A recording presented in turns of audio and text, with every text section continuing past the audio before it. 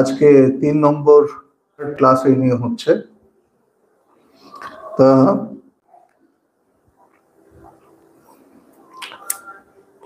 আমরা যেখানে শেষ করেছিলাম তার 2 লাইন আগের থেকে আমি পড়ছি। মন্ত্র দিয়ে শক্তি, গুরু যে শিষ্যের মধ্যে শক্তি সঞ্চার করেন ওটার কথা আগে বলেছিল যে ধর্মতীর্থ ইষ্ট দেবতার পবিত্র নামের মাধ্যমে শিষ্যের মধ্যে বীজাকারেই শক্তি সঞ্চারিত হয়। কে করে? গুরু করে সেটা। শিষ্য এই পবিত্র মন্ত্র জপ করে বীজের পুষ্টি সাধন করেন এবং ক্রমে এই বীজ ফলে ফুলে শোভিত এক বৃক্ষে পরিণত হয়। ক্রমে শিষ্যই হয়ে ওঠে গুরু। গুরু শক্তি মানবিক শক্তি নয়, শ্রীরামকৃষ্ণ দেবের কথায় এটা সচ্চিদানন্দের শক্তি, স্বয়ং ভগবান। গুরু শক্তি কোনো মানুষের গুরু হওয়ার সাধ্য নেই। ঠাকুর শ্রীরামকৃষ্ণ বলেছিল চাপরাশ পেতে হয়। গুরু কিন্তু তাকে ঈশ্বরই গুরু করেন, তাকে অথরাইজ করেন।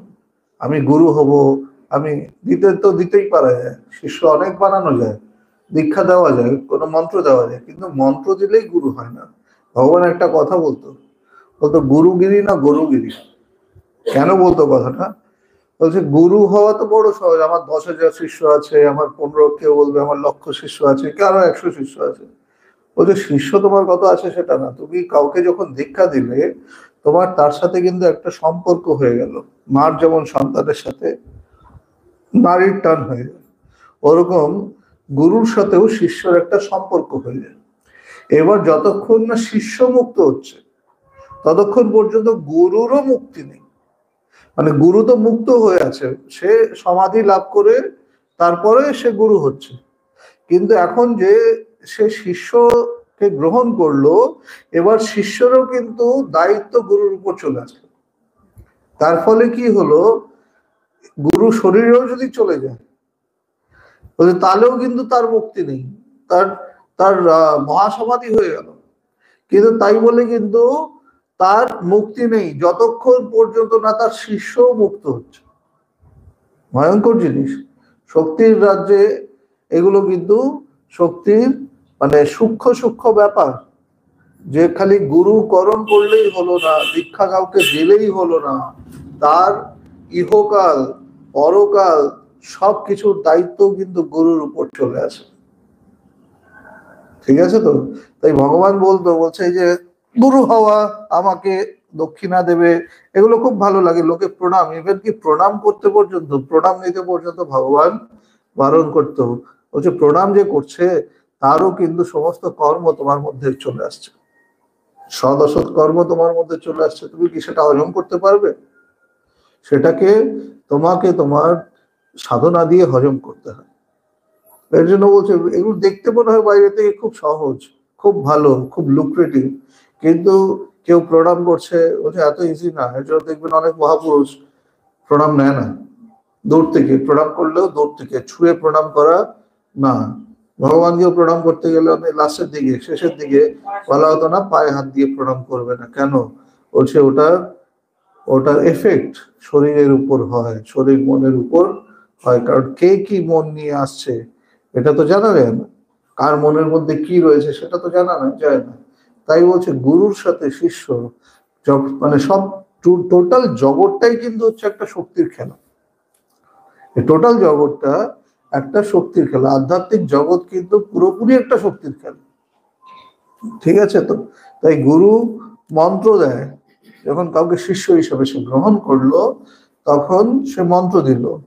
আগের দিনই বোধহয় আমরা চর্চা করেছিলাম যে কেমন ভাবে, বলছে 3 রকম ভাবে দীক্ষা দেওয়া যায়। একটা হচ্ছে মন্ত্র দীক্ষা, যেটা নাকি আমরা সবাই জানি, যেখানে মন্ত্র দেওয়া হয়। আরেকটা হচ্ছে শাক্তি দীক্ষা, যে গুরু শিষ্যকে শক্তি সঞ্চার করে। কিভাবে? বলছে তারা স্পর্শে বা কটাক্ষে মানে দৃষ্টি দিয়ে, গুরু তাকিয়ে আছে, সেই দৃষ্টি দিয়ে শক্তি সঞ্চার হয়ে গেল, বা তার স্পর্শ দিয়ে সে মাথায় হাত বুলাচ্ছে, হ্যাঁ, শক্তি সঞ্চার হয়ে গেল। ভগবান আমাকে বলতো পাটে এই যে গুরুর পদসেবা করতে হয়, কেন? বলছে এমনি এমনি না, তাতে তোমার শিষ্যত্ব চিত্ত শুদ্ধি হচ্ছেই, সাথে সাথে গুরুরও যে শক্তি সেটাও কিন্তু শিষ্যের মধ্যে সঞ্চারিত হচ্ছে, ট্রান্সফার হচ্ছে। ঠিক আছে তো? তা মন্ত্র দীক্ষা, যেটা সব থেকে কমন, সবাই জানি মন্ত্র দীক্ষা সম্বন্ধে। কিন্তু যারা অবতার পুরুষ হয়, যারা প্রচন্ড শক্তিশালী মহাপুরুষ হয়, অবতার পুরুষ হয়, তারা শক্তি দীক্ষা দেয় এবং সম্ভবী দীক্ষা দেয়। এগুলো দীক্ষা অ্যাকচুয়ালি দেয় না, এগুলো দীক্ষা হয়। মন্ত্র দীক্ষা দেওয়া হয়, আর শক্তি দীক্ষা গুরুর মন কখন কার উপর পড়বে সেটা কিন্তু গুরুও জানে না। কার উপর তার মন পড়বে সে কিন্তু সেও জানে না। কখনো কখনো হয়তো জানে, হ্যাঁ, কিন্তু আদারওয়াইজ সেও জানে না কখন তার মধ্যে দিয়ে শক্তি সঞ্চার হয়ে যাবে। একটা ট্রান্সমিশন অফ পাওয়ার, শক্তি দীক্ষা এবং সম্ভবী দীক্ষা। সম্ভবী দীক্ষা মানে কি? গুরুর মন শিষ্যের উপর পড়লো, স্পর্শ হলো বা দৃষ্টি পড়লো এবং শিষ্যের সাথে সাথে সমাধি হয়ে গেল। গুরুর সাথে শিষ্যের যখন দেখা হলো, মানে শিষ্যও সেরকম শিষ্য হতে হবে আর গুরুও সেরকম হতে হবে। হ্যাঁ, ওরকম হলে পরে কি হয়, যখন ইকুয়াল টার্মসে হয়, দুজনেই সেরকম, মানে শিষ্যও সেরকমই ধারণ করার তার ক্ষমতা আছে এবং সে প্রস্তুত, এবং গুরুও সেরকম শক্তিধর মহাপুরুষ, তখন এটা অবতার, মানে অবতারবাদেই এই খেলাটা হয়, যে সম্ভবী দীক্ষা, যে গুরু শিষ্যের দিকে তাকালো বা তাকে স্পর্শ করলো এবং সাথে সাথে শিষ্যও সমাধিস্থ হয়ে গেল, শিষ্যও মুক্ত হয়ে গেল, তারও জ্ঞান হয়ে গেল। এটা রেয়ার কেস। হ্যাঁ, শক্তি দীক্ষাই রেয়ার, সম্ভবী দীক্ষা আরো রেয়ার। মন্ত্র দীক্ষাটা সচরাচর আমরা যে দীক্ষা নেওয়ার কথা বলি সেটা মন্ত্র দীক্ষাই হয়। যাই হোক, এটা ছিল গতদিন পর্যন্ত। আজকে এগোই। কোনো বিষয় পাঠ করবার পূর্বে পাঠের উদ্দেশ্য জানা প্রয়োজন। যেমন কেউ পদার্থবিদ্যা, রসায়নবিদ্যা, সাহিত্য, চিকিৎসা বা আইন পড়বার পূর্বে ঠিক করে তার উদ্দেশ্য কি, ঠিক তেমনি আমাদের ধর্মগ্রন্থ পাঠের পূর্বে উদ্দেশ্য বিষয়ে একটা পরিষ্কার ধারণা থাকা দরকার। আমরা কেন পড়ছি, যে এই গ্রন্থটা পড়ছি, এটা আমরা কেন পড়ছি, এটা সম্বন্ধে কিন্তু আমাদের আইডিয়া থাকা উচিত। এটার উদ্দেশ্যটা কি? এর উদ্দেশ্য কি? ভগবান লাভের পথ জানা। ভগবান লাভ কি করে করতে হয়, ঈশ্বর লাভ কি করে করতে হয়, সেটার পথ জানা, এটা হচ্ছে এই গ্রন্থের উদ্দেশ্য। ঈশ্বরই সদা বিদ্যমান, তার অস্তিত্বের প্রমাণ কি? অবশ্য এই কথা সত্য যে তর্কশাস্ত্র সম্মত এবং সম্ভবত বহু বৈজ্ঞানিক যুক্তি দিয়ে তার অস্তিত্ব প্রমাণের চেষ্টা হয়েছে। আবার এও সত্য যে এমন অনেক পণ্ডিত ও দার্শনিক ব্যক্তি আছেন যারা ভগবান মানেন না। তাদের যুক্তিগুলো বিরুদ্ধবাদীদের মতো তর্কশাস্ত্র সম্মত। ভারতের দার্শনিক ঋষি শঙ্কর বলেছেন যে যুক্তির দ্বারা ভগবানের অস্তিত্বের প্রমাণ করলেও শেষ সিদ্ধান্ত উপনীত হওয়া যায় না, কারণ অতীত, বর্তমান ও ভবিষ্যৎ সকল পণ্ডিত ও দার্শনিকদেরই আলোচনা করবার জন্য একত্র সমবেত করা সম্ভব নয়।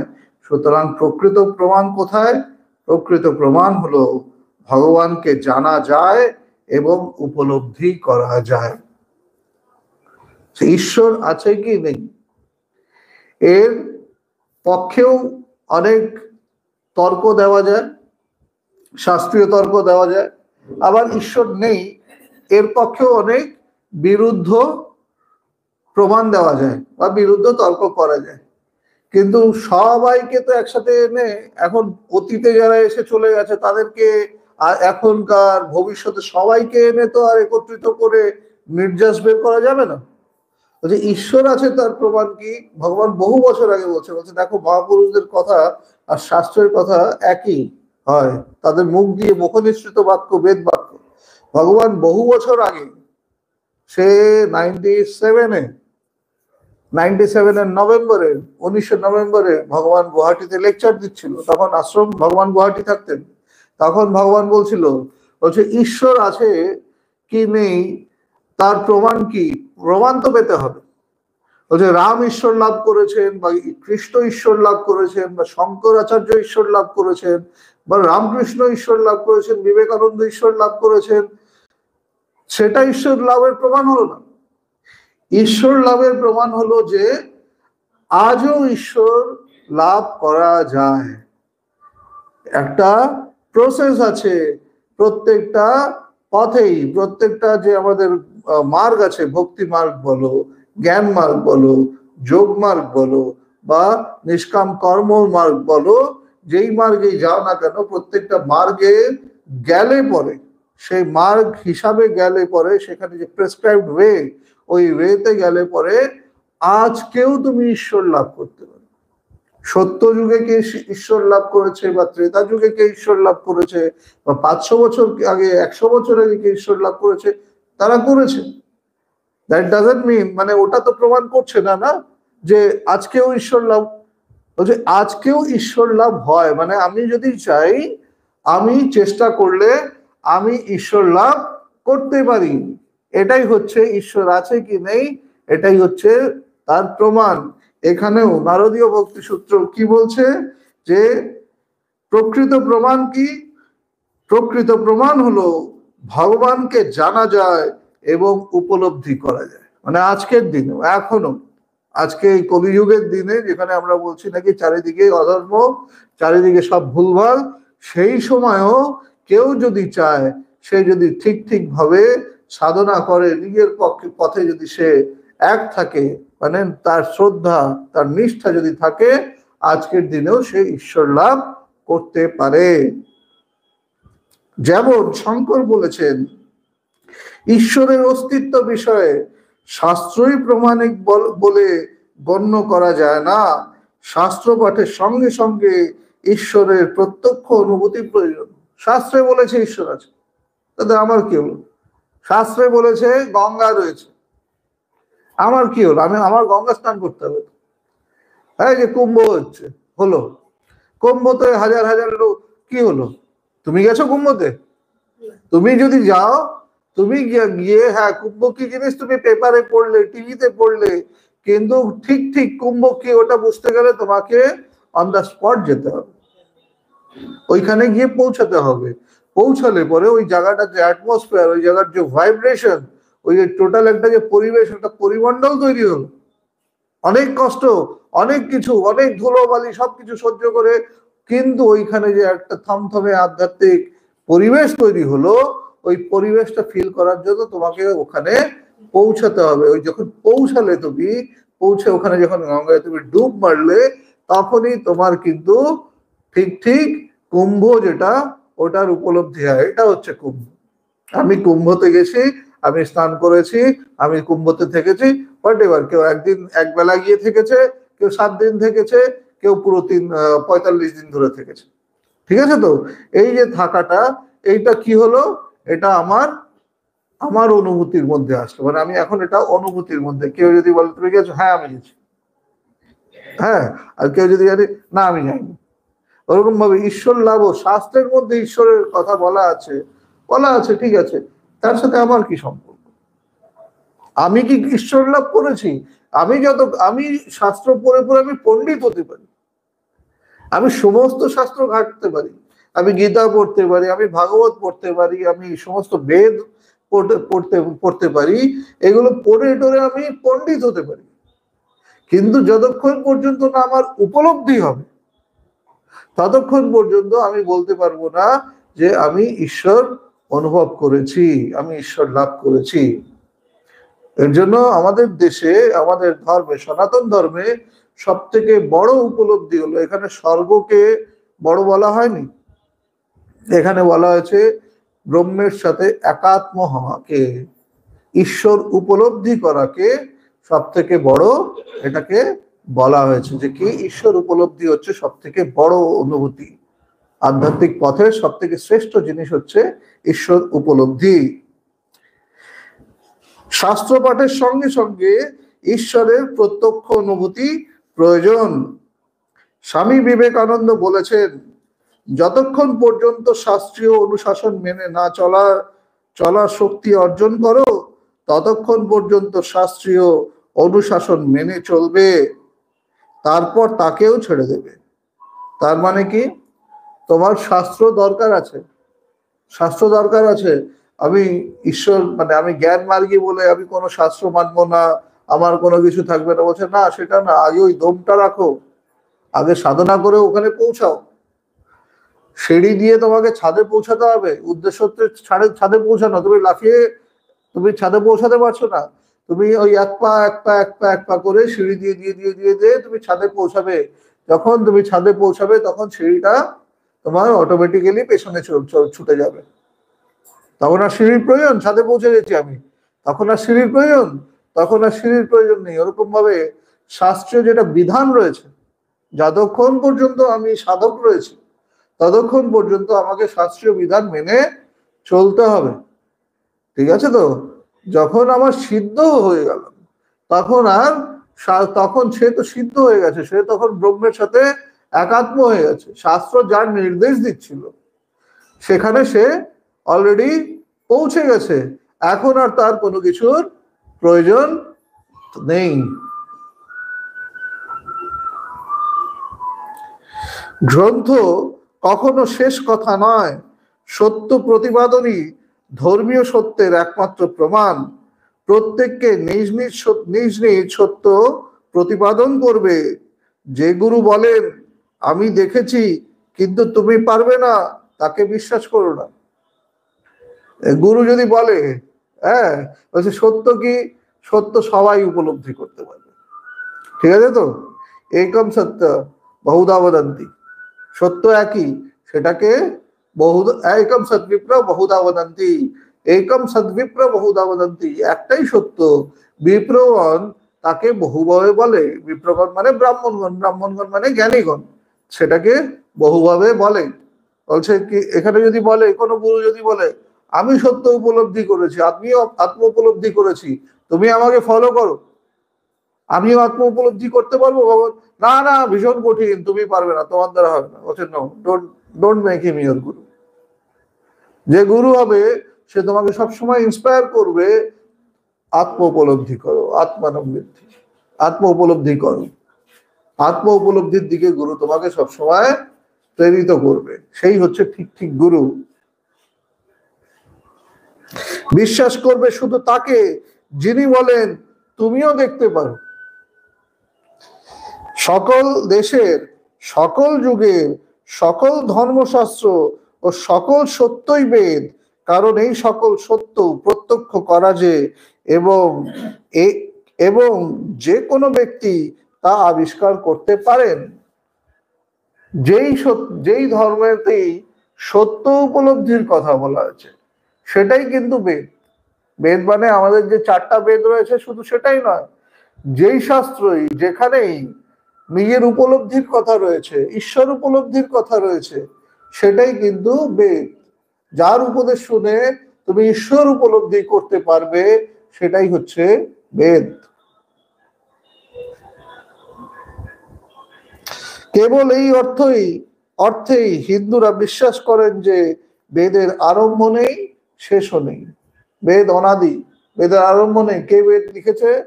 বেদের জ্ঞান বলছে কোন প্রথম কে ঈশ্বর উপলব্ধি করেছে কেউ কেউ জানে কি? ব্যাসদেব তো বেদ সংকলন করেছেন, সে বেদ সব একসাথে লিখে মানে সংকলন করেছেন, অ্যাসিমিলেশন করেছেন, কিন্তু ব্যাসদেব বেদ লেখেননি। বেদের জ্ঞান তার আগের থেকেই ছিল, ঠিক আছে তো? সে বেদকে কি বলে? শ্রুতি।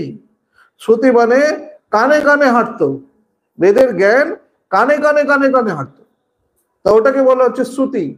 তাই বেদকে বলা হয় বসুন, বলা হয় শ্রুতি। তা শ্রুতির জ্ঞানগুলোকেই এক সময় মানুষ যখন ভুলে ভুলে যাচ্ছিল, তখন ব্যাসদেব সবগুলোকে লিখে এক জায়গায় রেকর্ড করলো যাতে এই জ্ঞান আর লোকে ভুলে না যায়, ঠিক আছে তো? তা বেদ কে প্রথম কে ঈশ্বর উপলব্ধি করেছিল, প্রথম কে ব্রহ্ম উপলব্ধি করেছিল, এটা কি কেউ বলতে পারবে? কেউ বলতে পারে না। তাই বেদ, এবং সে নিশ্চয়ই তার পরবর্তী কালের কাউকে বলে গেছে যে আমি এটা উপলব্ধি করেছি। যেরকম নাকি শ্বেতা উপনিষদে ডিক্লেয়ার করছে ঋষি, মানে সে বলছে, হুঙ্কার দিচ্ছে শ্রীনন্ত বিশ্বে অমৃতস্ব পুত্রা, হে বিশ্ববাসীগণ, হে অমৃতের পুত্রগণ শোনো।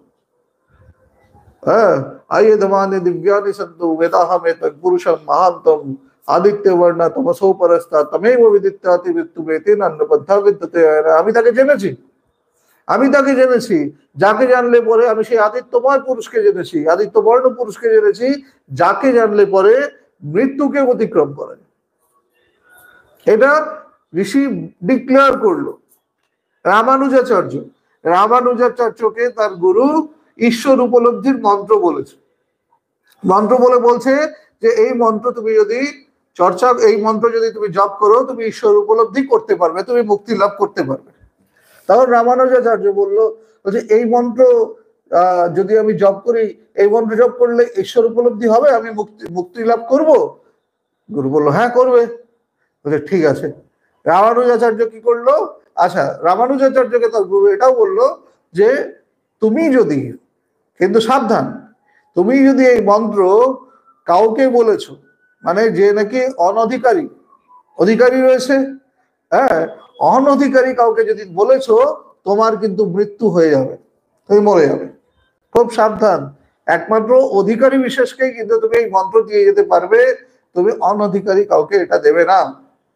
তখন রামানুজাচার্য বললো যে গুরুদেব, এই মন্ত্র জপ করলে আমি মানে মুক্তি লাভ করব? বলছে হ্যাঁ করবে, একদম গ্যারান্টি। রামানুজাচার্য কি করলো? সে শহরের সব থেকে উঁচু স্তম্ভে উঠে গেল। সে স্তম্ভে উঠে চিৎকার দেওয়া শুরু করলো, সবাই শোনো, সবাই শোনো, সবাই শোনো, সবাইকে সে ডাকা শুরু করলো। সবাই একত্রিত হওয়া শুরু হয়েছে। বলছে আমি তোমাদেরকে আজকে মুক্তির মন্ত্র বলবো, আমি মুক্তির মন্ত্র পেয়েছি, আমি আমার গুরুর থেকে মুক্তির মন্ত্র পেয়েছি। ওই মন্ত্র তোমরাও আমি পেয়েছি, এটা উচ্চারণ করলে পরে, এটা জপ করলে পরে মুক্ত হতে পারবে, এই জন্ম মৃত্যুর হাত থেকে তুমি মুক্ত হতে পারবে। আমি পেয়েছি, তোমরাও নাও, তোমরাও জপ করো, তোমরাও মুক্ত হয়ে যাও। তা গুরুর কাছে খবর গেছে, গুরুর কাছে খবর গেছে। গুরু বলছে সর্বনাশ, এটা কি করছে? গুরু ছুটে গেছে নিচের থেকে, রামানুজাচার্যকে ডাক দিয়ে বলছে কি করছিস এটা? বলছে গুরুদেব সবাইকে মুক্তির মন্ত্র বলছি। বলছে পাগল নাকি তুই? তুই কি পাগল? তুই মুক্তির মন্ত্র বলছিস, মরবি তো তুই। তোকে বলেছি না যে অনধিকারী কাউকে যদি বলিস তুই মরে যাবি, তোর মুন্ডুচ্ছেদ হয়ে যাবে। বলছে গুরুদেব আমার মুন্ডুচ্ছেদ হলে হোক, কিন্তু সবাই তো মুক্ত হয়ে যাবে এই মুক্তির মন্ত্র পেয়ে, এই মুক্তির মন্ত্র জপ করে সবাই তো মুক্ত হয়ে যাবে, আমার মৃত্যু হবে, আমি তাদের প্রস্তুত আছি। কি সুন্দর হৃদয় দেখো। হ্যাঁ, সে নিজের মৃত্যুর কিন্তু কোনো চিন্তা করলো না। সে কি করলো? যে আমি মরলে মরবো, কিন্তু মুক্ত তো সবাই হবে। এই হচ্ছে, বাহ, এই হচ্ছে রামানুজাচার্য। ওরকম ভাবেই বলছে এই মন্ত্র, গুরু মন্ত্র এই বীজ আকারে সে দেয়, এটাকে জপ করতে করতে করতে করতে বীজ থেকে গাছ হয়, গাছ থেকে মহিরু হয়। তাই সাধক যদি কেবল শাস্ত্র অধ্যয়ন করেন এবং শাস্ত্রোক্ত সত্য সকল নিজ জীবনে প্রতিফলিত করবার চেষ্টা না করেন, তবে তার শাস্ত্র পাঠ নিষ্ফল। সে আমি পড়লাম যে রসগোল্লা মিষ্টি, কিন্তু আমার রসগোল্লা খাওয়ার আমি কোনোদিনও প্রচেষ্টা করলাম না। আমি কোনোদিন রসগোল্লা খেতে গেলে কি করতে হবে? হাঁটতে হবে, দোকানে যেতে হবে, বা আমি গঙ্গা স্নান করতে গেলে, গঙ্গা স্নান করলে পুণ্য হয়, গঙ্গা স্নান করলে মুক্তি হয়, আমাকে কি করতে হবে? আমি পড়লাম এটা। এবার পড়ার পর আমাকে কি করতে হবে? আমাকে যেতে হবে, বাবুঘাট যেতে হবে বা কোথাও যেতে হবে, গিয়ে আমাকে সেখানে গিয়ে গঙ্গাতে ডুব দিতে হবে, তাহলে আমি মুক্ত হব। আমি পড়ে যদি আমি এরপর ঘরেই বসে থাকলাম, তাহলে কি আমি মুক্ত হব? হব না। তাই খালি শাস্ত্র পড়লেই হলো না, শাস্ত্রকেও জীবনে ইমপ্লিমেন্ট করতে হয়, আনতে হয়।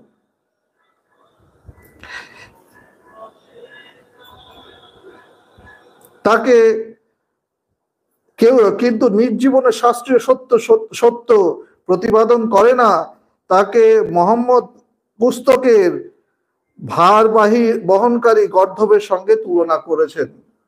আচ্ছা, এখানে মোহাম্মদের কথা বলছে, বলছে সে কি বলছে, বইপত্র নিয়ে, যেমন গাধার পিঠে অনেক বই থাকে, আগেকার দিনে গাধার করে জিনিসপত্র নিয়ে যেত না, হ্যাঁ এখনো কিছু কিছু জায়গায় নিয়ে যায়, গাধার পিঠে করে অনেক বই নিয়ে যাচ্ছে, তাতে কি গাধার কোনো লাভ হচ্ছে?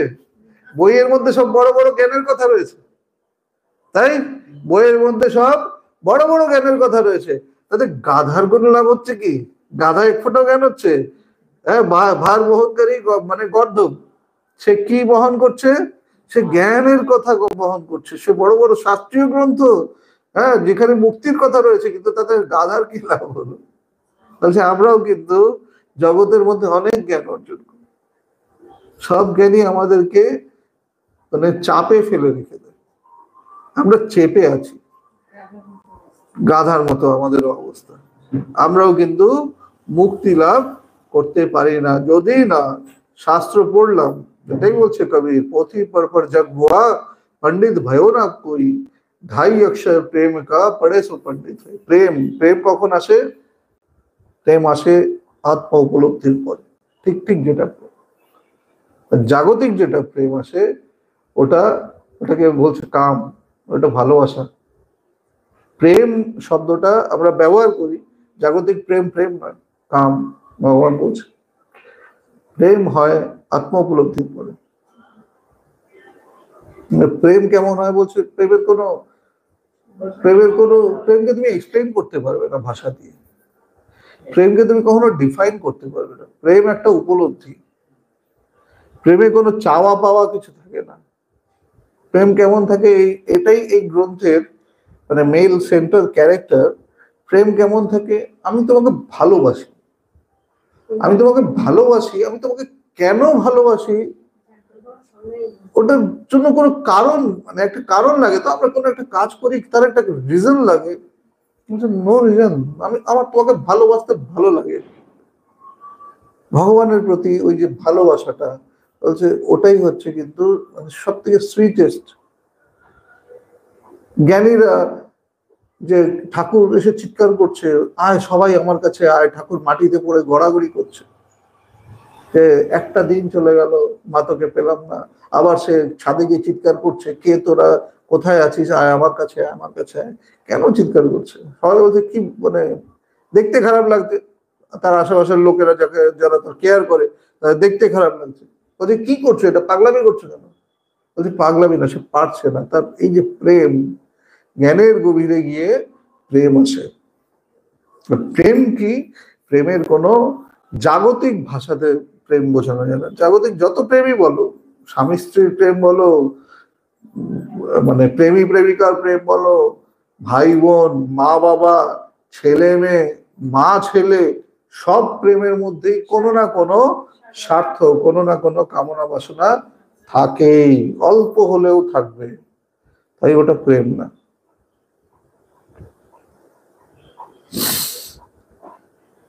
অবশ্যই চোখ দিয়ে কেউ ভগবানকে দেখতে পায় না, এই কান দিয়ে তার কথা শুনতে পায় না, তবুও তাকে দেখা যায়, তার কথা শোনা যায়, পরিশেষে তার সঙ্গে মিলনও হয়। ভগবদ গীতায় শ্রীকৃষ্ণ তার প্রিয় বন্ধু ও শিষ্য অর্জুনকে বলেছেন, এই মনুষ্য চক্ষু দিয়ে তুমি আমার এই বিশ্বরূপ দেখতে পারবে না, তাই আমি তোমাকে দিব্য চক্ষু দিচ্ছি। ঠিক আছে তো, দিব্য চক্ষু মানে মনুষ্য চক্ষু দিয়ে আমরা তাকে, ভগবানকে আমরা দেখেছি, ঠিক আছে, ভগবানকে তাকে দেখেছি, কিন্তু তার যে আসল রূপ, আসল রূপ কেউ কেউ দেখেছে। তার আসল রূপকে সে যখন আসে, সে নিজেকে আচ্ছাদিত করে আসে, সে সবার মধ্যে থাকে, কিন্তু সে সবার মতো করে থাকে, তার মাঝখানে তার লীলা করে, তার মাঝখানে সে মুক্ত করে যায়। কিন্তু যখন সে আসে, কিছু কিছু লোক তার সেই রূপটা দেখতে পায়, বুঝতে পারছো? তখন তারা কেন কিছুক্ষণের জন্য তাদের চোখের সামনে, আমাদের সবাই তো, আমাদের দৃষ্টি তো মায়াতে ভ্রমিত হয়ে থাকে, ওই মায়াটা কিছুক্ষণের জন্য সরে যায়। আমি যখন আসি তখন কেমন ভাবে আসি, যোগ মায়া সমাবৃতা, যোগ মায়া আমাকে সাহায্য করে সবাইকে। তাহলে তুমি যদি জানো তুমি যার সাথে সঙ্গ করছো, তুমি যার সাথে রয়েছো, সে স্বয়ং সেই ব্রহ্মাণ্ডের অধীশ্বর স্বয়ং ঈশ্বর, কিন্তু নিজেকে ধরেই রাখতে পারবে, পারবে সে তার শক্তি ধারণ করতে? আমি একটা জাস্ট এটা দেখছিলাম যে একটা ফল রেখেছে, ফলের সামনে 18,000 ভোল্টের একটা তার নিয়ে গেছে, তারটা ছোঁয়াও নি, ছোট একটা ফল রেখেছে, তারটা টাচও করেনি, তারটা জাস্ট তার সামনে নিয়ে গেছে, মোটামুটি 1 সেন্টিমিটার মতো ডিস্টেন্স, তারটা ফেটে গেল, এই ফলটা ফেটে গেল। ঠিক আছে, তো ফলটা ফেটে গেল। তো ওরকম ভাবেই এটা জাস্ট তো একটা জগতের একটা সামান্য শক্তি, 18,000 ভোল্ট কিছু না, 36,000 ভোল্ট, অনেক অনেক তার উপরে ভোল্ট আছে, কিন্তু একটা ফল ফেটে গেল। তা এই ব্রহ্মাণ্ডের যে অধীশ্বর তার শক্তি কেমন হবে? আর আমাদের অবস্থা তো ওই ফলের মতো নেই, তাই না? তার থেকেও ছোট্ট, তার থেকে নগণ্য।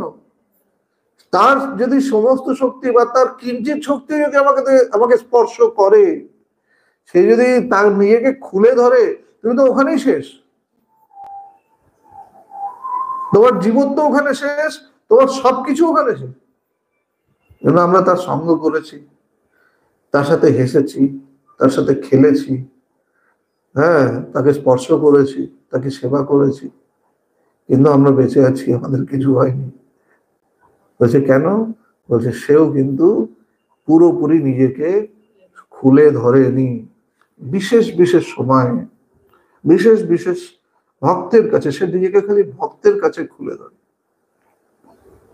মা যেমন নিজের সন্তানের কাছে দিয়ে স্তন তুলে ধরে, সবার কাছে তুলবে কি? সে নিজের সন্তান হতে হবে, সন্তান হলে পরে তার কাছে নিজের স্তন খুলে ধরে। ওরকম ভাবে ঈশ্বরও তাকে স্তন পান করায়, ওরকম ভাবেই ঈশ্বরও কিন্তু ভক্তের কাছে নিজেকে খুলে ধরে। ভক্ত হতে হয়। অনেকেই ভগবানের কাছে এসছে, আপনি শুনেছি ভগবান, আমাকে একটু ভগবান দেখান তো। হ্যাঁ, শুনেছি আপনার মধ্যে অনেক শক্তি আছে, আপনি ভগবান ভগবান না না, কেউ সমস্ত ভুলভাল শুনে যাচ্ছে। বাবা তাকে বলেছে ঠিক আছে দেখাও দেখাও, একটা লোক এসে ভগবানকে বলছে আমাকে ঈশ্বর দেখাতে পারবেন? ভগবান বলছে হ্যাঁ পারবো। বলছে দেখান আমাকে। বলছে তার আগে বিয়ে করেছেন? বলছে হ্যাঁ করেছি।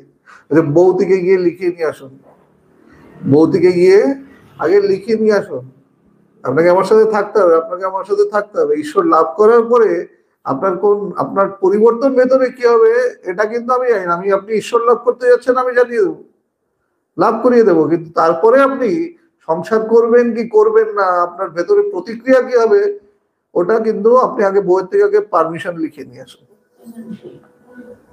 তখন আমাদেরকেও বলেছে, আমরাও যখন বাবাদের কাছে প্রথম প্রথম গেছি, বলছে মা বাবা থেকে লিখে নিয়ে আমার কাছে আসছিস, তাতে নো অবজেকশন সার্টিফিকেট, এনওসি। হ্যাঁ, বলছে কেন? বলছে আমার কাছে আসবি তো পরিবর্তন হবে, আমার কাছে আসবে তো তোমার ভেতরে পরিবর্তন ঘটবে। সেই পরিবর্তন ঘটার পরে তুমি কি হবে, তুমি কোন দিকে মানে ডিরেকশনে যাবে, সেটা ভগবান নিজেও জানেন। কারণ জীবন তো সরলে পরে তখন তোমার জগতের প্রতি, জগৎ ব্যবহার করবে ঠিকই, তুমি টাইম টু টাইম জগতের সাথে অ্যাটাচড হবে, কিন্তু তুমি টোটালি অ্যাটাচ হবে না। একটা সময় তোমার সোর্স অ্যাটাচমেন্ট সরে যাবে, কারণ ভগবান তো ওইখানে একবার চুবিয়ে নিয়ে আসবে তোমাকে। ভগবান তোমাকে একবার ঈশ্বর লাভ করিয়ে নিয়ে আসবে, তার কাছে থাকলে, তার সঙ্গ করলে সে ঈশ্বর লাভ, মানে এটা গ্যারান্টি, সে ঈশ্বর লাভ করিয়ে নিয়ে আসবে। এরপর ঈশ্বর লাভ করার পরে তোমার মনে হবে প্রথম প্রথম যে খুব ইজি, এবার নিজের থেকে যখন বারবার ওখানে যেতে চাইবে। একটা ভালো খাবার খেলে, একটা ভালো রেস্টুরেন্টে গেলে যেমন মনে হয় না আবার কবে যাব, আবার কবে যাব, আবার কবে যাব, বা একটা ভালো জায়গাতে গিয়ে ঘুরে আসলে, দার্জিলিং এ যাও, কি যার কাছে টাকা আছে সে বিদেশ গেল, আবার কবে যাব, আবার কবে যাব, আবার কবে যাব। ঈশ্বর লাভ তো সমস্ত আনন্দে, এগুলো করে তুমি আনন্দ পেয়েছো, তাই তুমি আবার চাইছো। ঈশ্বর লাভ তো এগুলো সব আনন্দকে সব ছাপিয়ে ঈশ্বর উপলব্ধি যে করেছে একবার, তার বারবার মন ওই দিকে টানবে। এবার যখন সে যেতে চাইবে, এবার কিন্তু সে যেতে গিয়ে বুঝবে যে ইটস নট সো ইজি। মনটাকে শান্ত করা, মনটাকে স্থির করা, এত কিন্তু সহজ নয়। তখন তাকে ভগবান বলবে, বলছে এবার নিজে নিজে আস্তে আস্তে কালে আত্মান বিদ্যুতি, হ্যাঁ, ওই কালে কালে কালে কালে আত্মাকে জানবে। ওটাই হচ্ছে তার, মানে সে তোমাকে করিয়ে দিল, কিন্তু এবার আস্তে আস্তে মানে সে একবার তোমাকে স্বাদটা দিয়ে দিল, ঈশ্বর উপলব্ধির স্বাদ কি সে দিয়ে দিল। এবার তোমাকে, এবার তুমি নিজেই যাবে ঠাকুরের কাছে। যেমন মাস্টার মশাই প্রথম দিন গেছে, প্রথম দিন যাওয়াতে ঠাকুরের সাথে অনেক কথা টথা হয়েছে। হ্যাঁ, ঠাকুরের কাছে গিয়ে ঠাকুর একটু দমক টমকও দিয়েছিল।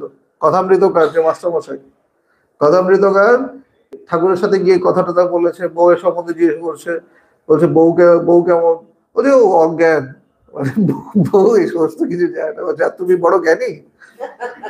হ্যাঁ, তাহলে ধমক দিয়েছে। তা মাস্টার বলে ধমক টমক খেয়ে চলে গেছে। আবার পরের দিন এসছে, পরের দিন যখন এসছে ঠাকুর বলছে ওরে হৃদে, একটা ময়ূরকে আফিম খাইয়ে ছেড়ে দেওয়া ছিল, ময়ূরটা আফিমের টানে টানে আবার এসেছে রে। এরকম এই যে আসো, এটা কিসের জন্য আসো? এটা ভগবানের এই টানে টানে আসো, ভগবানের এই শক্তির টানে আসো। এই শক্তিটা বড় মারাত্মক। এটা জাগতিক সব শক্তির থেকে, জাগতিক শক্তি তোমাকে টানবে, আকর্ষণ করবে, কিন্তু এই আধ্যাত্মিক শক্তি যেটা, ওটা সমস্ত শক্তিকে ছাপিয়ে চলে যায়। আলটিমেটলি তোমার দেখবে জগতের প্রতি আর কোনো টান থাকবে না, সবার প্রতি একটা ভালোবাসা থাকবে, সবার প্রতি একটা নেটাও ভালোবাসা, তুমি সবাইকে ভালোবাসতে পারবে। এখন তো যেরকম মনের অবস্থা, স্বাভাবিক একটা মানুষ একজনকে ভালোবাসতে পারে, দুজনকে ভালোবাসতে পারে, নিজের পরিবারকে ভালোবাসতে পারে, আত্মীয় স্বজন, একটা সার্কেল থাকে, প্রত্যেকের একটা সার্কেল থাকে। কিন্তু যে মহাপুরুষ হয়, যে উপলব্ধিবান পুরুষ হয়, সে সবাইকে ভালোবাসতে পারে। এর জন্য বলছে বসুধৈব কুটুম্বকম, গোটা বসুধাই আমার কুটুম্ব। মানে আমি নিজের পরিবারকে যেমন ভাবে ভালোবাসি, নিজের বউ সন্তান যাদেরকে আমি আপন বলে, আপনিও যাদেরকে বলি, ওরকম ভাবে বসুধাতে প্রত্যেকটা প্রাণী, প্রত্যেকটা মানুষ আমার ততখানি কি প্রিয় হয়ে যায়। কেন সবার ভেতরেই আমি সেই ব্রহ্মকেই উপলব্ধি করি। বাইবেলে প্রার্থনা সঙ্গীত রচয়িতা বলেছেন, প্রভু তুমি আমার চোখ খুলে দাও, যাতে আমি তোমার অনুশাসন বহির্ভূত বিস্ময়কর বস্তু সমূহ দেখতে পাই। এই চোখ খুলে দেওয়া, এই চোখ খুলে দেওয়া কিন্তু সব থেকে আধ্যাত্মিক জগতের জন্য বলছে। গুরু গুরু বন্দনা যে আমরা করি, গুরু গীতাতে রয়েছে যে কি, জ্ঞানাঞ্জন শলাকয়া অখণ্ড মণ্ডলাকার জ্ঞানাঞ্জন শলাকয়া চক্ষুরুন্মিলিতম येन তস্मै শ্রী গুরুবে নমঃ। সে কি করে? জ্ঞানাঞ্জন, চোখটা খুলে দেয়, চক্ষুরুন্মিলিতম येन, সে জ্ঞান রূপী অঞ্জন দিয়ে, মানে অঞ্জনে কি, চোখের কাজল, জ্ঞান রূপী কাজল দিয়ে সে আমাদের চক্ষুটা খুলে। আমরা তো এখনো চোখ খুলে আছি না, ওই জ্ঞান মানে অজ্ঞানটা সরেনি, অজ্ঞান সরেনি, অজ্ঞান রয়েছে এই দৃষ্টির মধ্যেও, এই জাগতিক দৃষ্টির মধ্যেও অজ্ঞানতা রয়েছে। গুরু কি করে? জ্ঞানাঞ্জন শলাকয়া চক্ষুরুন্মিলিতম येन তস্मै শ্রী গুরুবে নমঃ। সে আপনার চোখটাকে খুলে দেয়, জ্ঞান চক্ষু খুলে দেয়। জ্ঞান চক্ষু যখন, ওটাই বলছে দিব্য চক্ষু দদাম্যহম। শ্রীকৃষ্ণ অর্জুনকে বলছে আমি তোমাকে দিব্য চক্ষু দিলাম, যেটাতে তুমি আমাকে দেখতে পাবে। তাই বাইবেলে প্রার্থনা সঙ্গীত রচয়িতা বলেছে, প্রভু তুমি আমার চোখ খুলে দাও, যাতে আমি তোমার অনুশাসন বহির্ভূত বিস্ময়কর বস্তু সমূহ দেখতে পাই। দার্শনিক দৃষ্টিকোণ থেকে এই দিব্য দৃষ্টির উন্মেচনকে চতুর্থ অবস্থা বলা যায়। চতুর্থ অবস্থা, দার্শনিক দৃষ্টি দিয়ে এটাকে চতুর্থ অবস্থা। কি অবস্থা? এই অবস্থা চিরপরিচিত জাগ্রত স্বপ্ন সুষুপ্তি অবস্থা ত্রয়ের ঊর্ধ্বে, সুপার কনসিয়াস স্টেট। এক হচ্ছে আমরা তিন অবস্থায় থাকি, জাগ্রত অবস্থায় থাকি, জেগে আছি এখন যেটা। এক হচ্ছে যখন ঘুমাই তখন কি থাকে? স্বপ্ন অবস্থা। ঘুমানোর সময় স্বপ্নে প্রথম স্বপ্ন দেখা শুরু করি, হ্যাঁ, তারপর সুষুপ্তিতে চলে যাই। এই তিনটে অবস্থার মধ্যে আবার সুষুপ্তি থেকে আবার স্বপ্নে আসি, আবার তারপর আমরা জাগ্রত অবস্থায় আসি। এই তিন অবস্থার মধ্যে কিন্তু আমরা আবাগমন করতে থাকি। এটাকে ফোর্থ স্টেট বলছে, এটাকে বলছে চতুর্থ অবস্থা, সুপার কনসিয়াস স্টেট, চৈতন্যময় অবস্থা। ঠিক আছে, অতি চেতন অবস্থা, যখন আমার চেতনা পুরোপুরি খুলে গেল, যখন আমি জগতের বাইরেও, বাইরে যে সত্তা, এই জগতের ঊর্ধ্বে যে সত্তা, সবকিছুর মধ্যে সেই ব্রহ্মকেই আমি যখন উপলব্ধি করতে পারি, আমি তাকে দেখতে পারি, তার অস্তিত্বকে আমি উপলব্ধি করছি। ঠাকুর কি বলছে, ঠাকুরের সামনে যখন স্বামীজি গেল যে আপনি আমাকে ঈশ্বর উপলব্ধি করাতে পারেন, আপনি ফার্স্টে স্বামীজি কি জিজ্ঞেস করছে, আপনি কি ঈশ্বর উপলব্ধি করেছেন? ঠাকুর বলছে হ্যাঁ করেছি। বলছে, ঠাকুর তখন কি বলছে, বলছে তোকে আমি যেমন ভাবে দেখছি, আমাকে তুই যেমন ভাবে দেখছিস, আমি তাকে তেমন ভাবে দেখেছি। বুঝতে পারছো তো? মানে জাস্ট এমনি দর্শন না, তোকে যেমন ভাবে দেখি, তুই আমাকে যেমন ভাবে দেখছিস, ওইভাবে আমি তাকে উপলব্ধি, আমি তাকে দেখেছি। হ্যাঁ, তখন স্বামীজি বললো আমাকে করাতে পারবেন? বলছে হ্যাঁ তোকেও করাতে পারবো। এই হচ্ছে অবতার পুরুষ, এই হচ্ছে ঈশ্বরীয় পুরুষ। তারা বলছে হ্যাঁ পারবো, তুইও পারবি। ঈশ্বরীয় পুরুষ কখনো তোমাকে বলবে না তুমি পারবে না, সে সবসময় বলবে, বলবে তুমি পারবে। এই অবস্থা চিরপরিচিত জাগ্রত সপ্ত সুষুপ্তি অবস্থা ত্রয়ের মধ্যে এই অতীন্দ্রিয় জ্ঞান বিকাশের শক্তি আমাদের সকলেরই আছে। দিব্য দৃষ্টি ও দিব্য জীবন লাভ করতে হলে প্রয়োজন গুরু কৃপা, ব্রহ্মজ্ঞ পুরুষের স্পর্শ, যিনি আমাদের পথ দেখাবেন, আর প্রয়োজন গুরু ও শাস্ত্র বাক্যে বিশ্বাস। এর জন্য ভগবান লিখছে কি, বিশ্বাস রাখতে হবে গুরু, শাস্ত্র, ঈশ্বর ও নিজের উপর। বলছে গুরু কৃপার দরকার আছে এই অবস্থায় পৌঁছাতে গেলে, আর কি বলছে শাস্ত্র আর গুরুর উপর বিশ্বাস থাকতে হবে। যিশু বলেছেন, আমি সত্য সত্যই তোমাদের বলছি যে বাড়ি সিঞ্চন দ্বারা আত্মায় অভিষিক্ত না হলে কেউ ঈশ্বরের রাজ্যে প্রবেশ করতে পারে না। গুরু কর্তৃক দীক্ষা এবং বাড়ি সিঞ্চন দ্বারা খ্রিস্টীয় দীক্ষা একই বস্তু। খ্রিস্ট ধর্মে কাউকে যখন এটা করা হয়, ব্যাপটিজম বলে, কাউকে যখন দীক্ষিত করে বা ব্যাপটিজম বলা হয়, একটা মানে জলাশয়ের মধ্যে বা জল চৌবাচ্চার মধ্যে তাকে একবার ডুবানো হয়, মানে তাকে, দিস ইজ সিম্বলিক, তোমাকে আত্মার সাথে ওই যে টাচ করানো হলো, হ্যাঁ, একটা চুমনি খাওয়ানো হলো। ভগবান সেটা আমাদেরকে প্র্যাকটিক্যালি করাতো, আত্মার সাথে চুমনি খাওয়াতো, ব্রহ্মের সাথে চুমনি খাওয়াতো। এটা কিন্তু খ্রিস্ট ধর্মতেও এটা করে, ব্যাপটিজম যখন করে দেখবে কোনো জলাশয়ের মধ্যে দিয়ে গিয়ে, হ্যাঁ সেটা নদীও হতে পারে, পুকুরও হতে পারে, বা একটা চৌবাচ্চাও হতে পারে, সেটার মধ্যে একবার তাকে ডুবনি খাওয়ানো। ওই ডুব খাওয়ানো মানে কি, বাড়ি সিঞ্চন দ্বারা, মানে তোমার আত্মার সাথে তোমাকে একবার কানেক্ট করানো, সিম্বলিক। বাড়ি সিঞ্চন দ্বারা আত্মায় অভিষিক্ত না হলে কেউ ঈশ্বরের রাজ্যে প্রবেশ করতে পারে না। গুরু কর্তৃক দীক্ষা এবং বাড়ি সিঞ্চন দ্বারা খ্রিস্টীয় দীক্ষা একই বস্তু। এই যে গুরু যে দীক্ষা দান করল, এই যে সে তোমার মধ্যে তার শক্তিটাকে সঞ্চার করলো, সেই শক্তিটা তোমার মধ্যে দিল, প্রদান করলো, কৃপা করলো।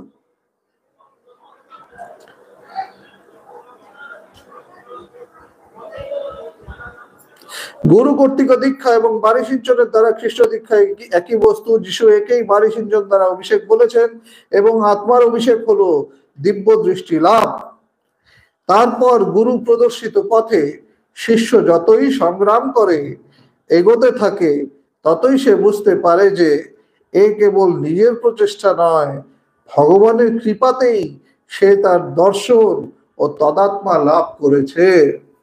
যত যত আধ্যাত্মিক পথে সে এগোতে থাকে, তত তত শিষ্যর কাছে এটা পরিষ্কার হতে থাকে যে আমি যে এগোচ্ছি সেটা আমি, আমার এটাতে কোনো কৃতিত্ব নেই, প্রথমে তো নিজের অহংকার দিয়ে এগোতে হয় না, নিজের পুরুষাকার দিয়ে এগোতে হয়। আধ্যাত্মিক পথে পুরুষাকারের দরকার। পুরুষাকার হচ্ছে পজিটিভ অহংকার, ওটাও অহংকার, কিন্তু এটা আমাকে ঈশ্বর লাভের জন্য যেই অহংকার আমি ব্যবহার করছি সেটাকে পুরুষাকার বলছি, পুরুষাকারের ব্যবহার হয়। কিন্তু যত যত এগোতে থাকে আধ্যাত্মিক পথে, যত যত শিষ্য এগোতে থাকে, সে বুঝতে পারে যে সে তো মাত্র মানে ধরে আছে, বুঝতে পারছো তো? সে মাত্র ভাবছে সে চালাচ্ছে, কিন্তু আসলে তাকে আরেকটা শক্তি তাকে চালাচ্ছে। আমি যন্ত্র তুমি যন্ত্রী, যেমন চালাও তেমনি চলি। এটা বুঝতে পারে, এটা পরবর্তীকালে, এটা সাথে সাথে প্রথম প্রথম অবস্থায় এটা উপলব্ধি হয় না, পরবর্তীকালে গিয়ে এটা আস্তে আস্তে উপলব্ধি হয়। তাই আধ্যাত্মিক জগৎটা বড় মানে বিস্ময়কর। তুমি যত এগোতে থাকবে একটা একটা র্যাপ খুলতে থাকবে। এই যে মোবাইলে গেম খেলে না, বা গেম খেললে পরে কি হয়, একটা একটা লেভেল ক্রস করলে আরেকটা লেভেল খোলে, আরেকটা লেভেল খোলে। হ্যাঁ, ওরকম ভাবেই তুমি যত যত এগোতে থাকবে তোমার সব নতুন নতুন তোমার অনুভূতি হতে থাকবে। প্রথম প্রথম একরকম অনুভূতি হবে, তোমার দৃষ্টিভঙ্গি একরকম থাকবে। আরো যখন এগোবে তখন দৃষ্টি আরো খুলবে, আরো এগোবে। একটা সময় গিয়ে তুমি বুঝবে যে টোটাল যে জার্নিটা, যেটা ভাবছিলে তুমি করছো, যে সাধনা তুমি করছো, সেই সাধনা তুমি করছো না, তোমাকে দিয়ে করানো হয়েছে। ভগবানের কৃপাতেই সে তার দর্শন ও তদাত্মা লাভ করেছে, এটা বাস্তবিকই ঈশ্বরের দান। আরেকটা কথা ভগবান বলতো, বলছে দেখো তুমি নিজের সাধনা দ্বারা ষষ্ঠ ভূমি পর্যন্ত পৌঁছাতে পারবে, ষষ্ঠ ভূমির সমাধি পর্যন্ত তুমি নিজের সাধনা দিয়ে করতে পারবে। নির্বিকল্প সমাধি নিজের হাতে নেই, ওটা ওই তরফের খেলা। তুমি নিজের সাধনা দিয়ে তুমি বিচার করতে করতে করতে করতে, বা যে পথেই আসো না কেন তুমি, জ্ঞানেই রয়েছো বা ভক্তিতেই রয়েছো, বা যেই পথেই তুমি রয়েছো না কেন, তুমি বিচার করতে করতে বা তুমি তার সাথে ঈশ্বরের সাথে তদাত্মা হওয়ার আগ মুহূর্ত পর্যন্ত তুমি যেতে পারো। ঠিক আছে তো? ষষ্ঠ ভূমির সমাধিতে মানে ঈশ্বর আর তোমার মধ্যে চুলমাত্র বিভেদ থাকে। আমার একটা এক্সাম্পল দিতে বলছি, কেমন জানিস? একটা আগেকার দিনে এটা চলতো না, হ্যারিকেন, হ্যারিকেন বা ল্যাম্প থাকতো যে, হ্যাঁ, লম্পর মধ্যে কি হতো, বাইরে একটা চিমনি থাকতো, তাই না? হ্যাঁ, চিমনি যদি পরিষ্কার হতো, একদম ধুয়ে মোছা নতুন চিমনি যদি হতো, তাহলে চকচক করতো, তাহলে ভেতরে আগুনটা জ্বলছে, বাইরে কিন্তু চিমনিটা মানে এই ধরো এই যেন ছুঁয়ে পড়তে ফেলতে পারে, কীট পতঙ্গ গিয়ে চিমনির মধ্যে বাড়ি খাচ্ছে। হ্যাঁ, তাদের উদ্দেশ্য কি আগুনের সাথে, আগুনে কি পড়া, আগুনের সাথে একাত্ম হওয়া, তাদাত্ম হওয়া, কিন্তু ওই চিমনিটাতে সে বাড়ি খেয়ে আটকে যাচ্ছে, ওই চিমনিটা তাকে আটকে দিচ্ছে। ওরকম ভাবেই সাধকের মন তখন ওই পতঙ্গের মতো আকুপাকু করতে থাকে, ব্রহ্মের সাথে একাকার হওয়ার জন্য, তার যে ইষ্ট তার সাথে একাকার হওয়ার জন্য, তার প্রিয়তমের সাথে একাকার হওয়ার জন্য সাধকের মনও আকুপাকু করতে থাকে। কিন্তু এখানে একটুখানি সামান্য অজ্ঞানতা থেকে যায়, তার ফলে সে পারে না। এটা হচ্ছে ষষ্ঠ ভূমির জ্ঞান। বলছে ওইটাই, এবার ওটা যাবে কি যাবে না, ওটা কবে যাবে কিভাবে যাবে, ওটা কিন্তু ওই তরফের খেলা। ভগবান বলতো ওটা সাধকের হাতে থাকে না, ঈশ্বর তার হাত ধরে নিজের সাথে একাকার করে তাকে টেনে। কিংবা সুন্দর হয় না? হম, তুমি একটা লিমিট পর্যন্ত যেতে পারবে, মানে একদম প্রায় তাকে টাচ করে ফেলছো, কিন্তু যাকে তুমি স্পর্শ করতে মানে তার সাথে একাকার তুমি হবে কি হবে না, সেটা কিন্তু তোমার হাতে থাকে না। সেটা তখন মানে তার ওই ব্যাকুলতা দেখে ঈশ্বর রাস্তা ছেড়ে দিয়ে আর বাবা মায়া, মায়া রাস্তা ছেড়ে দেবে। এই জন্য বলছিলাম ব্যাকুল হতে, ঈশ্বর লাভ করতে গেলে তোমাকে ব্যাকুল হতে হবে। যে যত ব্যাকুল হবে জানবে, যে যত পাগলামি করবে, হ্যাঁ, ঈশ্বরের জন্য যে পাগলামি করবে, ঈশ্বর লাভের জন্য যে পাগলামি করবে, তার সময় তত নিকটবর্তী, সে তত বেশি ঈশ্বর লাভ করার কাছে চলে এসছে।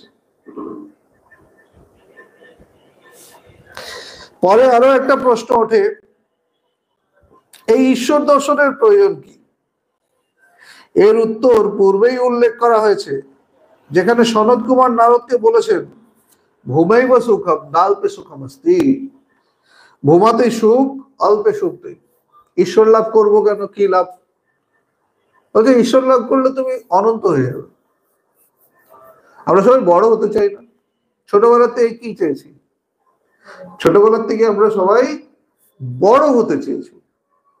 কখনো চিন্তা করেছো কেন বড় হতে চেয়েছো?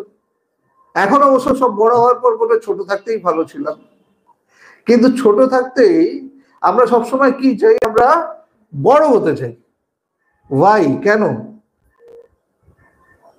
কত বড় হতে চাও? যে যেখানে আছে সে তার থেকে আরো বড় হতে চায়।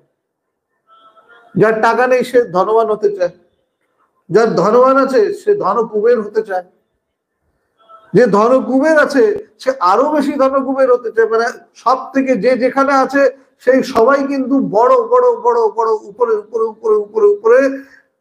আচ্ছা, আমরা সবসময় যে ভেতরে একটা কেউ যেন কিক মারছে, কেউ আমাকে ধাক্কা দিচ্ছে, আরো আরো আরো লাগে, আরো লাগে, আরো লাগে, এই আরো লাগে, আরো লাগে, আরো লাগে, আরো বড় হই, আরো বড় হই। কেন? এটা কোথার থেকে আছে প্রবৃত্তিটা? হ্যাঁ, এর মন থেকে। এটা তোমার তোমার স্বরূপ হচ্ছে তুমি অনন্ত, তুমি ব্রহ্মস্বরূপ। তো তুমি তো বড়ই। এই শরীরের মধ্যে, এই শরীর মন এগুলোর মধ্যে তুমি তো বদ্ধ হয়ে আছো, কিন্তু তোমার সংস্কার বশত তুমি এটাকেই সত্য বলে মেনেছো, এই জগৎটাকেই তুমি সত্য বলে মেনেছো। তাই তুমি অজান্তেই তুমি কিন্তু সাফোকেটেড ফিল করো, তোমার কোনো কিছু খাপে খাপ হয় না। যে যেখানে পৌঁছায় তারপরে আবার সে আরো তার ভেতরে। এর জন্য দেখবে বাসনার কোনো অন্ত নেই, কনস্ট্যান্টলি ভেতরে একটার পর একটা বাসনা, একটার পর একটা বাসনা, একটার পর বাসনার অন্ত নেই। সব বাসনা কিন্তু তোমাকে বহির্মুখে বাইরের দিকে ছোটাচ্ছে ছোটাচ্ছে ছোটাচ্ছে। তোমার শরীরের অতখানি ক্ষমতা নেই সব বাসনাকে পূরণ করার, তোমার মনেরও ক্ষমতা নেই, কিন্তু তোমার ভেতরে কিন্তু বাসনা উঠছেই, আরো বড়, আরো আরো চাই, আরো চাই, আরো চাই, আরো চাই। এটা আসলে উঠছে কারণ তুমি স্বরূপত কিন্তু তুমি অনন্ত, তুমি স্বরূপত ব্রহ্ম। রক্ত কথা বলে বলে না, হ্যাঁ রক্ত, তুমি তো স্বরূপত ব্রহ্ম, তুমি শিব। জীবন তো তোমার উপর একটা আরোপিত সত্তা, ঠিক আছে না? এর জন্য সাফোকেটেড ফিল করছো। তুমি শিব হয়ে তুমি জীবের মতো ব্যবহার করছো, ভুলে গেছো তুমি তোমার শিবত্ব ভুলে গেছো। তুমি তোমার আরোপিত সত্তাটাকে নিয়ে খুশি থাকার চেষ্টা করছো। তুমি ভাবছো তুমি খুশি আছো, তুমি খুশি না। তুমি ভালো করে দেখো, যে বলে যে আমার সংসারই ভালো, আমি সংসারেই ভালো আছি, আমার ভগবানটা ভালো লাগে না, তাকে জিজ্ঞেস করো তুমি সংসারে কি খুশি আছে? হ্যাঁ খুশি আছে। প্র্যাকটিক্যালি সত্যি সে যদি অনেস্টলি বলে সে কি খুশি আছে? না, সেখানেও তো তার ভেতরে আরো আরো আরো আরো আরো চলছে, কনস্ট্যান্টলি চলছে। যতক্ষণ পর্যন্ত তুমি সন্তুষ্ট হচ্ছ, বাসনাতে ফুল স্টপ লাগছে, ততক্ষণ পর্যন্ত তুমি বলতে পারো না তো তুমি ভালো আছো। খেয়ে পড়ে ভালো আছি, এটা জাগতিক সেন্সে ভালো থাকা। অ্যাবসলিউট ভালো থাকা তো তুমি নেই, কেন? তোমার ভেতরে বৃত্তি উঠেই যাচ্ছে, উঠেই যাচ্ছে, এবং সে তোমাকে ছুটিয়েই যাচ্ছে। তুমি তোমার মনের কৃতদাস হয়েই আছো, তাই না? তুমি তোমার মনের কিন্তু কৃতদাস হয়ে আছো। এই কেন তোমার মধ্যে সবসময় বড় হওয়ার ইচ্ছা, বড় হওয়ার ইচ্ছা, আরো চাই, আরো চাই, আরো চাই, আরো চাই। কত চাই আমরা নিজেরাও জানি না, সব চাই। হ্যাঁ সব চাই, সব থেকে বড় হই, সব থেকে সবকিছুই আবার সব থেকে আমি এক নম্বরে পৌঁছাতে চাই। কেন? কারণ আমি একই তো, একম এবার দ্বিতীয়। আমার ওইটাই আমাকে কিক দেয়, কিন্তু যেহেতু আমি ওটা জানি না, আমি জগতের মধ্যে ওটাকে খুঁজে বেড়াই। অজ্ঞান বশত আমি জগতের মধ্যে ওটাকেই খুঁজে বেড়াই, ওই একত্বকে আমি জগতের মধ্যে খুঁজে বেড়াই। ঠাকুর সুন্দর কথা বলছে, ওকে দেখো, জগৎটা যদি সত্য, মানে জগৎটা যদি সত্য হতো তাহলে আমি কামার কুকুরকে সোনা দিয়ে মুড়িয়ে দিতাম। সে একজন গরিব ব্রাহ্মণ, দক্ষিণেশ্বরে সে পূজারী, কিন্তু সে সেই কথাটা বললো কেন? তার ক্ষমতা ছিল, করতে পারতো। বলছে কি, জগৎ যদি সত্য হতো, তাহলে জগৎটা সত্য না, জগৎ সেটা ঈশ্বর, জগৎ যদি সত্য হতো তাহলে আমি কামার পুকুরকে সোনা দিয়ে মুড়িয়ে যেতাম। জগৎটা সত্য নয় তো, এটাও কিন্তু স্বপ্নের মধ্যে, স্বপ্নের যেমন একটা তুমি টোটাল জগৎ তৈরি করো, এটাও তোমার একটা রচনা, তোমার মনের রচনা, এর থেকেও জাগরণ রয়েছে। এটাই হচ্ছে ওই ফোর্থ স্টেপ। এখান থেকে যখন জাগরণ হচ্ছে, এই সুষুপ্তি, স্বপ্ন, জাগরণ, অতি জাগরণ বা সমাধি, সমাধিতে গিয়ে কি হচ্ছে, অতি জাগরণ, দ্যাট ইজ দ্য রিয়েল জাগরণ, সুপার কনসিয়াস স্টেট, তুরীয় অবস্থা। ঠিক আছে তো, তুরীয় অবস্থা, একদম ঊর্ধ্বের অবস্থা, এরপর আর কোনো অবস্থা। এটাকেই বলা হচ্ছে সেই ফোর্থ স্টেপ।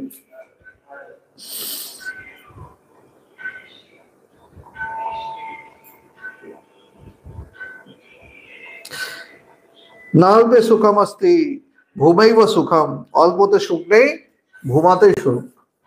ঠিক আছে তো, আমরা এর জন্য বড় হতে চাই। কেন? যত বড় হই ততই আমাদের মনকে এর জন্য বলছি না, তুমি বাড়াও, তুমি বাড়তে থাকো, বাড়তে থাকো, বাড়তে থাকো, যত বাড়বে। একজনকে ভালোবাসি, তার জায়গায় 10 জনকে ভালোবাসি, 1000 লোককে ভালোবাসি, লক্ষ লোককে ভালোবাসি, কোটি লোককে ভালোবাসি। তুমি যত এগোতে থাকবে, তোমার ভেতরে তুমি 1 জন 2 জনকে দিয়ে সন্তুষ্ট হবে না, তোমার জীবনে সবাইকে চাই। তখন তোমার টোটাল পৃথিবী, সবকিছু তখন তোমার চাই। কেন? তুমি তখন তোমার স্বরূপের কাছাকাছি পৌঁছে গেছো। ব্রহ্ম অনন্ত, অনন্ত ব্রহ্মের তুমি কাছাকাছি যখন পৌঁছে গেছো, তখন তোমার সবকিছুই অনন্ত হয়ে যাবে। এই ছিল নারদ নিয়ে কথা। তা এখন নারদীয় ভক্তি সূত্রের প্রথম পরিচ্ছেদ শুরু হবে। তা একটুখানি পড়ি। পরাভক্তির সংজ্ঞা, ভক্তি এবং পরাভক্তি। পরাভক্তি কি জিনিস? নিম্নলিখিত সূত্রগুলোতে নারদ ভক্তিযোগের সহিত অন্য যোগগুলোকে মিলিত করেছেন। কর্মযোগ, নিষ্কাম কর্মের পথ, ভগবানের কর্মফল সমর্পণ, জ্ঞান যোগ, জ্ঞান বা বিচারের পথ, রাজযোগ, ধ্যানের পথ। অথত ভক্তি ব্যাখ্যাস্যাম, এখন আমরা ভক্তি বা ঈশ্বরীয় প্রেমের ব্যাখ্যা করিব। এখন এই শব্দ ব্যবহার করার অর্থ এই যে, যারা শিক্ষার্থী তারা ইতিপূর্বে কিছু আধ্যাত্মিক শিক্ষা লাভ করেছে। ঠিক আছে, বলছে এখন আমরা করব, তার মানে আগের থেকেই চলছিল, এই চর্চা চলছিল। এবং ঈশ্বরীয় প্রেমের প্রকৃতি বুঝতে তারা সক্ষম। সাধকের প্রধান গুণ এই হওয়া চাই যে তিনি আধ্যাত্মিক উন্নতিকামী, অর্থাৎ এই বিষয় সম্বন্ধে জ্ঞান লাভ করতে তিনি ইচ্ছুক। সাধকের কি ক্যারেক্টার হবে? যে সাধক হবে সে জ্ঞান লাভ করার জন্য ইচ্ছুক হবে। ঠিক আছে তো, আমাকে জানতে হবে, আমাকে এটাকে উপলব্ধি করতে হবে, আমাকে এটাকে জীবনের মধ্যে আনতে হবে। যার ভগবানকে উপলব্ধি করার আগ্রহ নেই, তাকে শতবার বক্তৃতা শোনালেও কোনো কাজ হবে না, 1000 বার শোনাও হবে না। শ্রীরামকৃষ্ণদেব বলতেন, পাথরের দেওয়ালে কি পেরেক মারা যায়? পেরেকের মাথা ভেঙে যাবে, তো দেওয়ালের কিছু হবে না। ঠিক আছে না, পাথরের মধ্যে তুমি পেরেক মারতে পারবে না, পেরেক ভেঙে যাবে। 1000 লেকচার দাও, বিষয় লোকের কিছু করতে পারবে না। যারা ঘোর বিষয় থাকে, যাদের জন্য জগৎটাই সবকিছু, তাদেরকে তুমি যতই বলো না কেন, যতই ঈশ্বর সম্বন্ধে বলো, ঈশ্বরের শ্রেষ্ঠত্ব সম্বন্ধে বলো, ব্রহ্মানন্দ সম্বন্ধে বলো, হ্যাঁ মাথা নাড়বে, তার ভেতরে সে কখনো সেটাকে গ্রহণ করবে না। ঈশ্বরের অভাব সকলে অনুভব করে না। ঈশ্বর যে আমার জীবনে প্রয়োজন, ঈশ্বর লাভ যে জীবনে প্রয়োজন, এটার অভাব সবাই ওর মনে করে না। এমন অনেক লোক আছে যারা মন ও ইন্দ্রিয়ের গোচর এই সংসারে যা পাওয়া যায় তাতেই সন্তুষ্ট থাকে, কিন্তু এমন এক সময় আসে যখন উন্নতি ও ক্রমবিকাশের প্রক্রিয়ার মাধ্যমে এবং জীবনে নৈরাশ্য অনুভব করে লোকে ভগবানের প্রয়োজনীয়তা উপলব্ধি করে। যখন জীবনে ধাক্কা খায় মানুষ, তখন কিন্তু সে বুঝতে পারে জগতের অসারতা, সে বুঝতে পারে, তখন তার ঈশ্বরের প্রতি মন আসে। সে এই জগতের অতীত যে একটা সত্তা আছে, হ্যাঁ, সে বুঝতে পারে সবকিছু তার হাতে নেই। তখন তার জগতের প্রতি একটা নৈরাশ্য জন্মায় এবং লোকে ভগবানের প্রয়োজনীয়তা উপলব্ধি করে। ভগবদ গীতায় শ্রীকৃষ্ণ ঈশ্বরের উপাসকগণকে 4টি শ্রেণীতে ভাগ করেছেন। এক শ্রেণীর উপাসক দুর্দশাগ্রস্ত এবং সংসার যাত্রায় ক্লান্তি। হ্যাঁ, তারা কি এক শ্রেণী, 4 রকমের শ্রেণীতে তাদেরকে ভাগ করেছে। কি সংসারের জ্বালায় তারা মানে জ্বলছে, তারা নিজেদের দুঃখ কষ্ট দূর করবার জন্য কোনো উপায় খুঁজে না পেয়ে ভগবানের নিকট প্রার্থনা জানান ও তার শরণাগত হয়। দুঃখের থেকে ভগবানকে, এটাকে বলছে আর্ত। আর্ত মানে আর্তনাদ করে বলি না,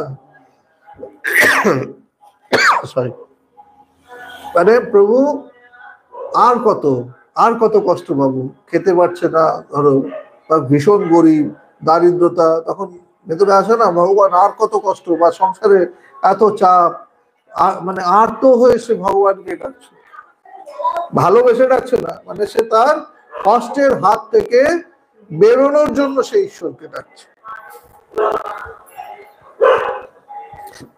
আর এক শ্রেণীর উপাসক আছেন যাদের বাসনা পূর্ণ হয়নি। বাসনা পূরণের আর কোনো উপায় না দেখে তারা ভগবানের পূজা করেন ও তার শরণাগত হন।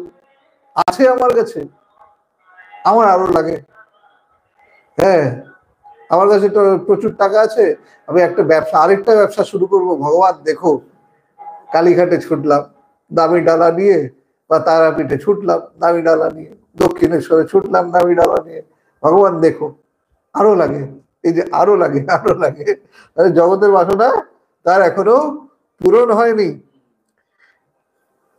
ভগবানের পুজো করেন আর তার শরণাগত হন, এদেরকে বলে অর্থার্থ, মানে এরা অর্থ চাইছে।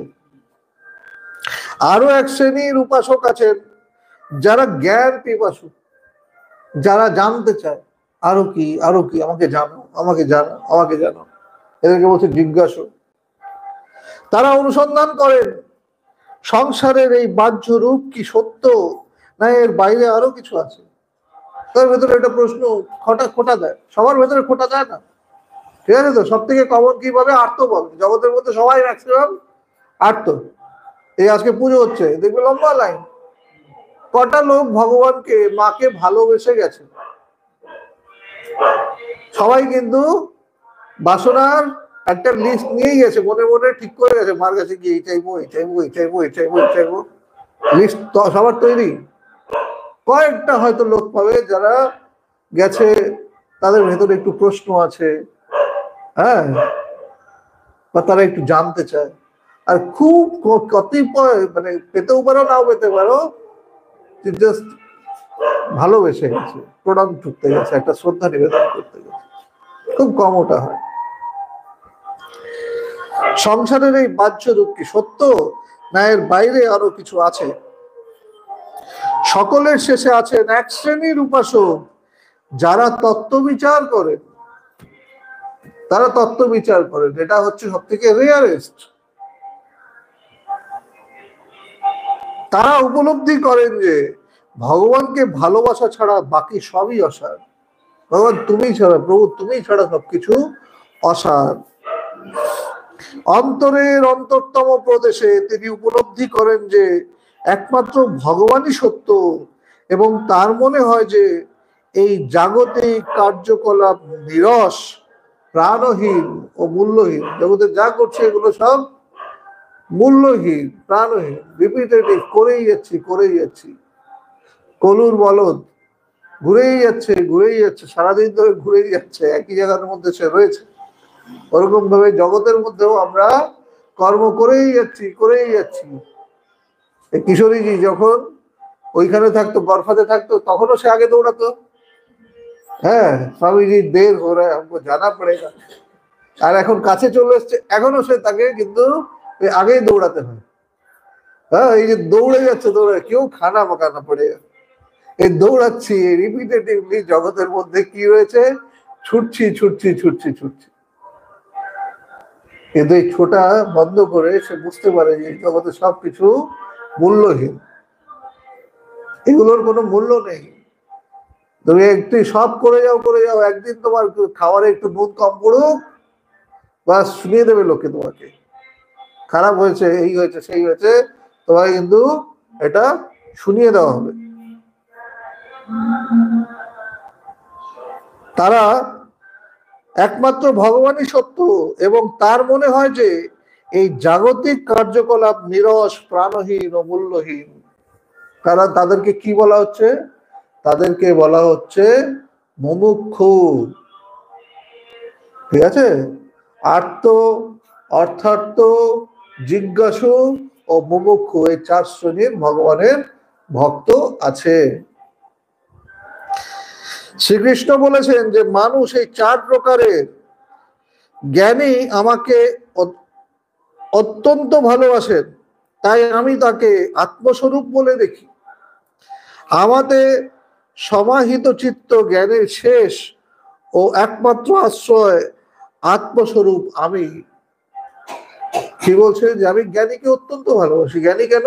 বলছে সে জ্ঞান দিয়ে সে আসল জিনিসটাকে দেখছে, সে কোনো মানে বিশ্বাস বা কোনো তার মানে প্রলেপ নেই, সে অরিজিনাল জিনিসটাকে দেখছে। ভগবান যেমন তার গুরুর কাছে গেছে, তার গুরুকে গিয়ে বলেনি গুরুদেব কৃপা করুন বলেনি। ভগবান পবিত্রানন্দজির কাছে গিয়ে পবিত্রানন্দজিকে বলছেন আপনি আমাকে বলুন আমাকে কি করতে হবে, আমি ঈশ্বর লাভ করতে চাই, আমি জানতে চাই, আপনি আমাকে বলুন আমাকে কি করতে হবে। মানে আমি আমার কৃপা আমি আপনার দিকে চাইছি না, আপনি জাস্ট আমাকে রাস্তাটা বলুন আমাকে কি করতে হবে, আমি সেটা করব, যাই করতে হবে, কিন্তু I will pay the price, I will do that. আমরা কি বলি?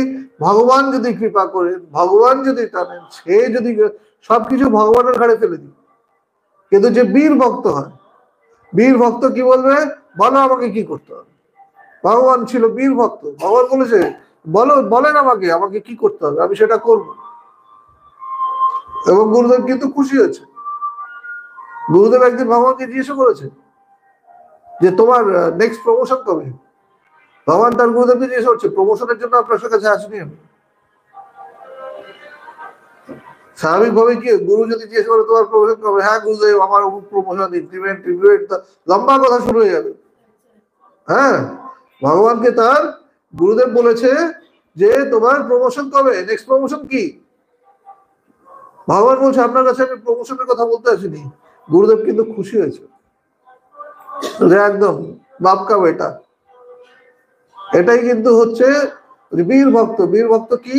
সে চাইবে আমাকে উপলব্ধি করতে হবে, আমাকে উপলব্ধি করাও, তার জন্য যা করবার আমি সেটা করব। তাই জ্ঞানী আমাকে অত্যন্ত ভালোবাসেন। শ্রীকৃষ্ণ বলছেন মানুষের এই 4 প্রকার, তাই আমি আত্মস্বরূপ বলে দেখি। ভগবান সবাইকে যে জ্ঞানী হয় তাকে আত্মস্বরূপ বলে দেখি। আমাদের সমাহিত চিত্ত জ্ঞানের শেষ ও একমাত্র আশ্রয় আত্মস্বরূপ আমি।